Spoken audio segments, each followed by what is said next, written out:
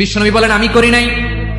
ওয়া ইন্নী আখতাবিউ দাওয়াতি শাফাআতান লি উম্মতি ইয়াউমাল কিয়ামাহ, আমার ওই স্পেশাল দোয়াটা আমি দুনিয়ার বুকে কঠিন বিপদে পড়েও কোনোদিন করি নাই। আমি আমার স্পেশাল দোয়াটা কিয়ামতের দিন আমার গুনাহগার উম্মতকে সুপারিশের জন্য রেখে দিয়েছি।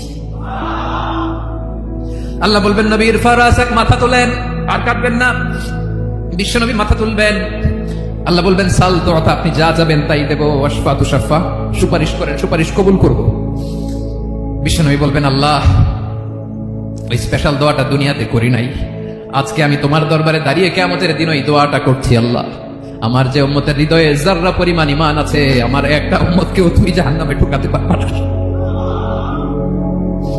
বিশ্বনবী পাগলের মতো একবার হাউজে কাউসারে যাবেন, একবার সিরাতে যাবেন, একবার পুলসিরাতের দিকে, একবার হাউজে কাউসারের দিকে পাগলের মতো দৌড়াতে থাকবেন।